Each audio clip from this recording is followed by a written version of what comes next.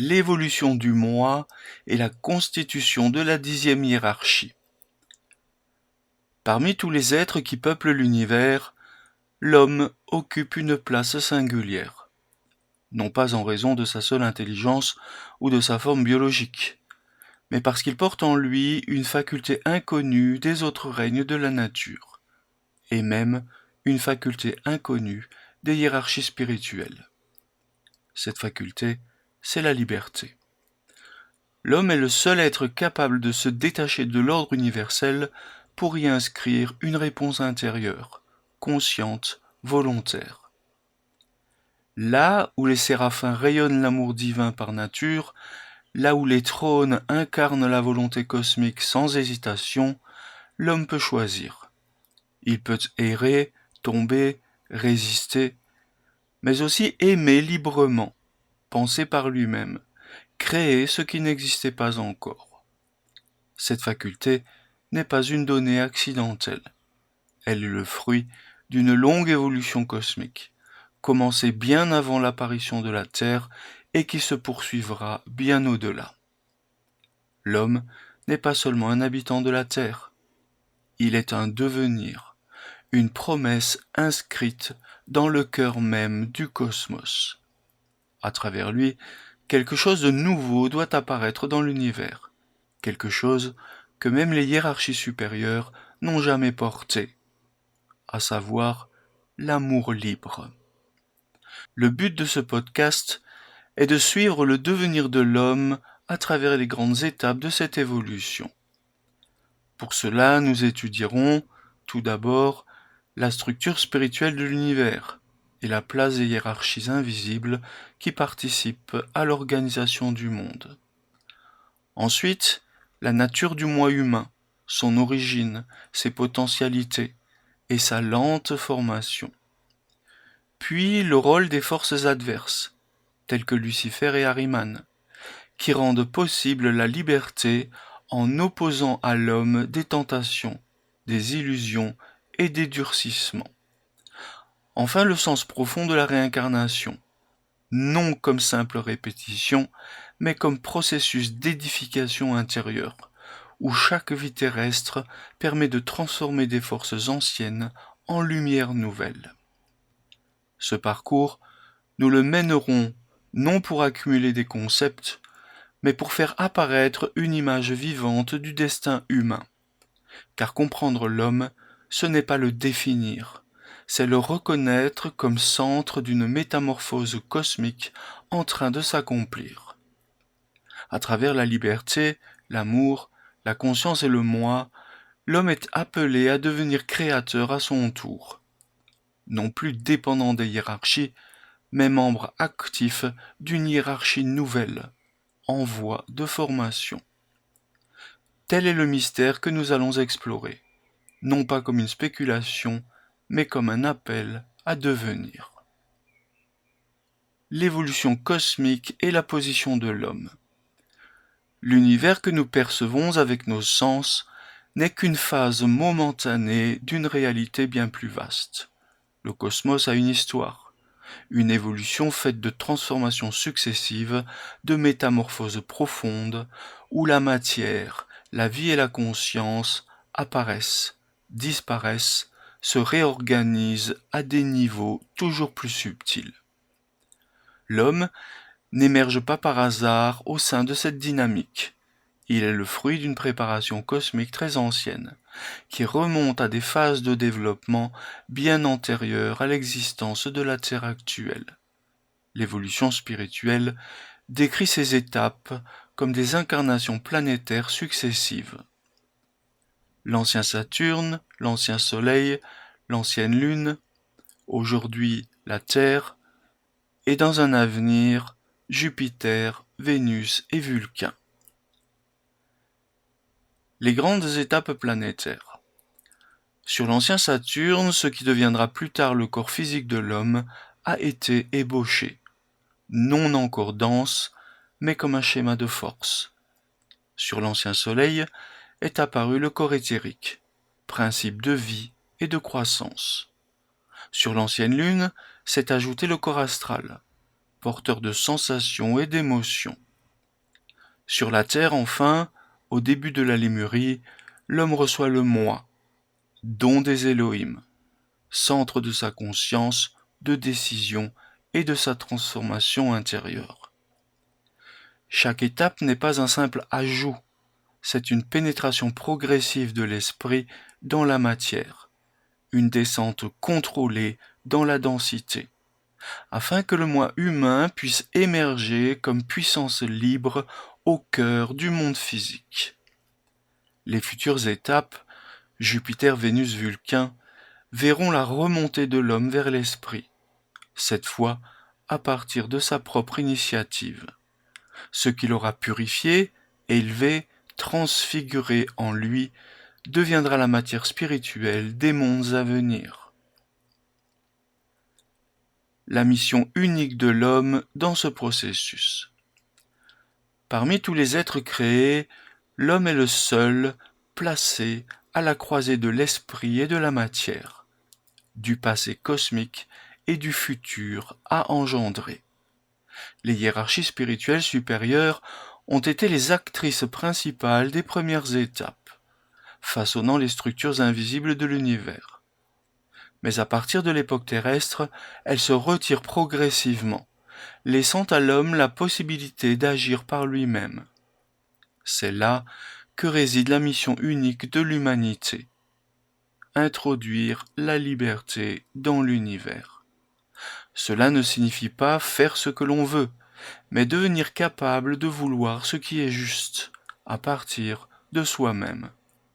Ce que les autres êtres spirituels incarnent de manière naturelle, amour, sagesse, force, l'homme est appelé à le créer intérieurement, par choix, par expérience, par fidélité à un idéal librement reconnu.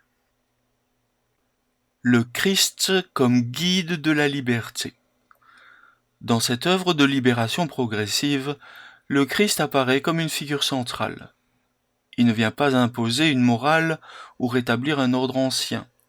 Il vient habiter le monde humain, non pas d'en haut comme les dieux, mais de l'intérieur, comme un frère et un guide. Il est le modèle de l'homme libre, celui qui agit par amour, sans contrainte, mais avec une conscience unie à l'esprit. Le Christ rend possible un chemin dans lequel la liberté ne mène pas au chaos, mais à l'amour véritable. Il donne à l'homme la force intérieure d'assumer sa responsabilité cosmique, non pas en se dissolvant dans le divin, mais en s'unissant à lui par une conscience libre. C'est dans ce contexte que l'évolution de l'homme prend tout son sens. Il n'est pas là pour simplement survivre, ni pour consommer le monde. Il est là pour transformer la nature, les forces, les erreurs et lui-même, en lumière librement choisie. Présentation des 9 hiérarchies spirituelles. Le monde visible repose sur des réalités invisibles.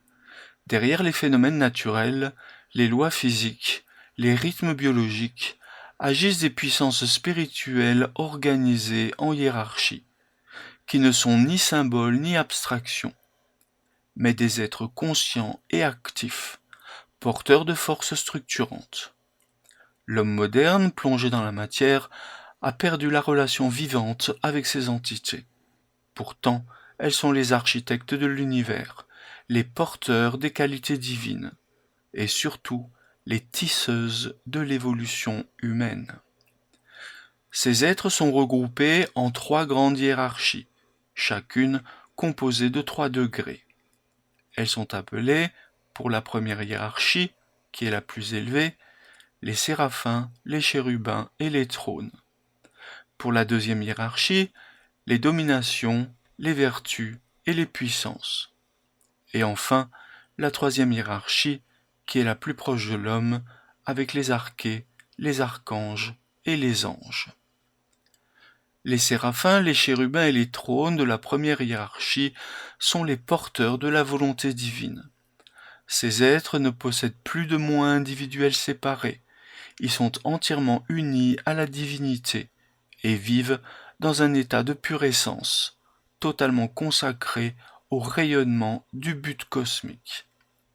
Les séraphins expriment la force d'amour la plus élevée. Ils sont le feu pur de la dévotion cosmique. Les chérubins incarnent la sagesse divine, la vision totale, le rayonnement des idées vraies. Les trônes, quant à eux, sont les porteurs de la volonté créatrice. Ce sont eux qui, dès l'origine, ont donné à la matière la première impulsion d'être. Ces êtres n'ont aucune possibilité d'erreur ou d'individualisme. Leur grandeur est dans leur absolue fidélité au divin. Les forces organisatrices du monde spirituel qui composent la deuxième hiérarchie moins élevée que la première, mais encore très éloignée de l'homme, est composée d'entités qui œuvrent à l'organisation dynamique des mondes. Équilibre des forces, articulation des sphères, transmission des impulsions divines vers les régions les plus basses. Les dominations veillent à l'harmonie des hiérarchies inférieures. Les vertus transmettent les forces formatrices, elles animent les planètes, les saisons et les cycles. Les puissances, quant à elles, ont un rôle de gardien. Elles protègent l'ordre cosmique des intrusions chaotiques. Leur action est loyale, puissante et sans hésitation. Elles ne sont pas soumises à l'erreur, sauf si une décision divine les y conduit, dans un but d'équilibre supérieur. Enfin, les guides proches de l'homme qui constituent la troisième hiérarchie sont des entités qui ont un lien direct avec l'humanité. Elles œuvrent non plus seulement à l'ordre cosmique, mais à l'accompagnement des âmes dans leur développement individuel et collectif. Les anges guident les individus. Chaque être humain est accompagné par un ange. Les archanges inspirent les peuples, les cultures, les langues, les religions. Les archées, ou esprits du temps, orientent les grandes époques, les civilisations, les impulsions historiques majeures. Ces êtres ont encore une certaine individualité, et dans les plus proches, les anges et archanges, on peut discerner des nuances, des degrés, des singularités. Ce sont eux qui préparent l'entrée de l'homme dans la vie spirituelle consciente. L'homme est donc une hiérarchie en devenir. Sous ces 9 hiérarchies se trouve l'homme, qui n'est pas encore une hiérarchie mais un être en formation. Ce qui est donné aux autres êtres par nature, obéissance, amour, sagesse, l'homme est appelé à le forger librement. C'est pourquoi on parle de l'homme comme d'une 10e hiérarchie en gestation, une hiérarchie future, fondée non sur l'obéissance, mais sur la liberté et l'amour conscient. Ce que les anges ont accompli naturellement, l'homme devra l'accomplir par transformation intérieure, à travers l'épreuve, le choix, la fidélité à un idéal non imposé. Comprendre les hiérarchies, c'est comprendre les forces qui ont préparé l'homme et qui attendent désormais qu'il devienne à son tour créateur, par sa conscience, par son moi, par son lien libre avec l'esprit. Dans l'ordre des êtres spirituels, l'homme n'est pas un produit achevé, il est un devenir, un être en construction. Contrairement aux hiérarchies supérieures, dont la mission cosmique est déterminée par leur nature même, l'homme est libre de devenir ou non ce qu'il est destiné à être. Ce qui fait sa singularité, c'est qu'il ne reçoit pas ses qualités comme des dons naturels. Il doit les conquérir. Là où les séraphins sont l'amour, l'homme est appelé à aimer. Là où les chérubins sont la sagesse, l'homme est invité à la chercher. Et là où les trônes agissent selon une volonté divine parfaite, l'homme doit éveiller en lui une volonté juste, née de la conscience. Liberté et amour, le noyau de la vocation humaine. L'essence de l'homme ne se comprend que si l'on accepte que la liberté est réelle et que l'amour ne peut exister sans elle. Car un amour imposé, automatique ou instinctif, n'est pas un amour véritable. Il ne devient authentique que s'il naît d'un choix, d'une fidélité librement consentie. C'est pourquoi l'homme a été placé dans une position singulière, détaché du divin, exposé à l'erreur, au mal, à la solitude, mais précisément pour que son retour vers l'esprit soit le fruit d'un acte intérieur. Il ne s'agit pas de revenir vers Dieu comme un fils prodigue, repentant, mais de devenir co-créateur, capable de donner ce que même les hiérarchies ne peuvent offrir, un amour né de la liberté. Dans cette perspective, l'homme est destiné à devenir une hiérarchie à part entière, non pas une réplique des 9 précédentes, mais une hiérarchie nouvelle fondée sur la conscience éveillée, sur la liberté morale et sur l'amour créateur. Cette hiérarchie à venir est parfois appelée hiérarchie de la liberté ou hiérarchie de l'amour.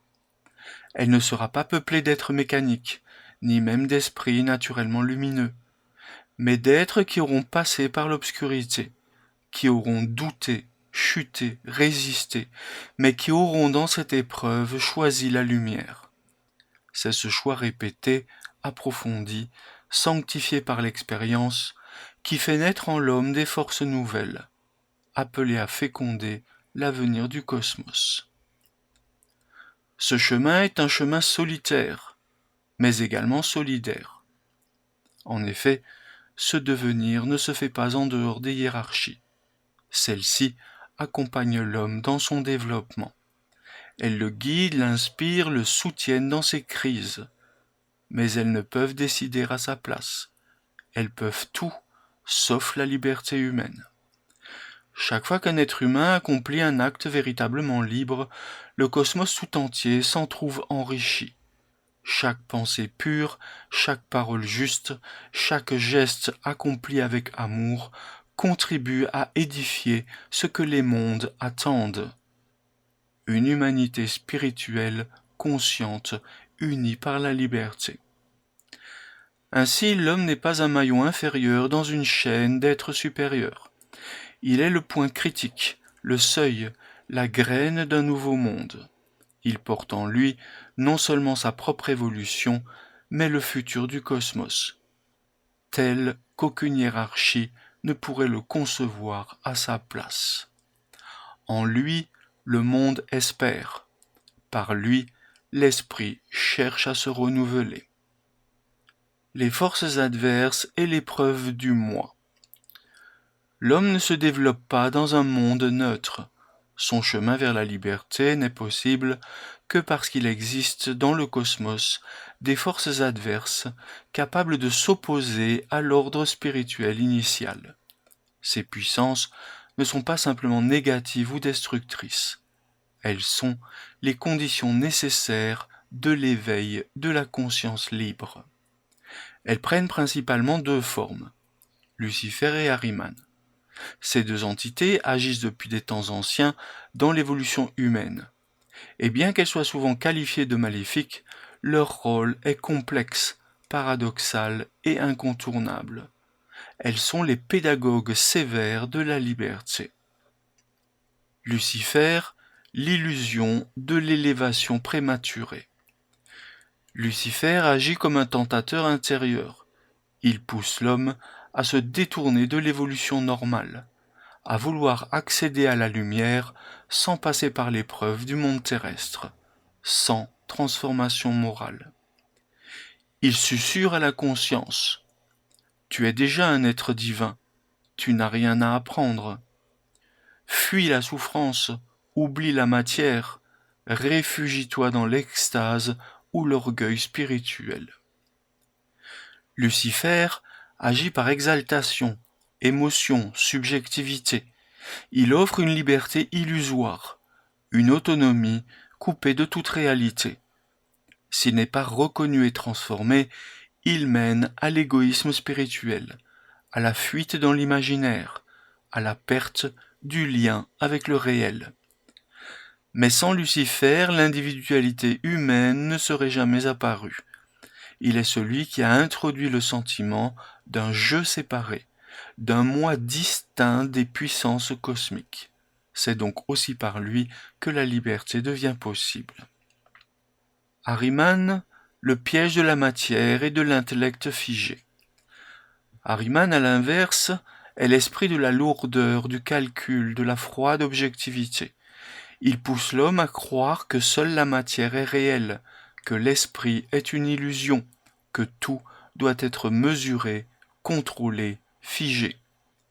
Il parle par la pensée. Ce que tu ne peux pas prouver n'existe pas. L'homme est un mécanisme, le monde une machine, la liberté un rêve. Ahriman agit à travers le matérialisme, le rationalisme abstrait, les structures mortes. Il peut engendrer la peur, la paralysie intérieure, l'incapacité à rêver ou à aimer véritablement. Mais sans Ahriman, la conscience claire, la rigueur logique, la stabilité du moi dans le monde physique ne serait pas possible. Ahriman est donc nécessaire pour que l'homme puisse se penser lui-même dans un monde objectif. Le moi se trouve donc entre deux abîmes, entre l'épreuve et la conquête. Lucifer et Ahriman représentent les deux pôles extrêmes entre lesquels le moi humain chemine. D'un côté la tentation de se perdre dans la lumière fausse, de l'autre le danger de s'éteindre dans l'obscurité figée. Le moi n'est ni au-dessus de ses forces, ni victime impuissante. Il est appelé à les traverser, à les reconnaître, à les transformer. Ce combat intérieur est la grande épreuve de l'homme. C'est dans cette tension que naît la véritable liberté morale, celle qui n'est ni soumission, ni rébellion, mais création d'un équilibre vivant, d'un centre lucide, actif et rayonnant. Le mal n'est donc pas une erreur de création, il est la condition même de la liberté, et par là la condition de l'amour véritable. Un être qui ne peut pas se détourner du bien ne peut pas aimer. Un monde sans adversaire serait un monde sans liberté, sans individualité, sans transformation. Mais cela ne justifie pas l'abandon ou la passivité. Le rôle du moi est de nommer les adversaires, de les confronter et d'en extraire une force supérieure. C'est dans ce dépassement que se construit l'homme futur, porteur non d'un bien imposé, mais d'un bien librement choisi et incarné. Ainsi se dessine la grandeur du combat humain. Ni fuir la lumière trompeuse, ni se figer dans la pesanteur, mais ouvrir un chemin entre, un chemin du cœur éveillé, du discernement actif, de la liberté créatrice.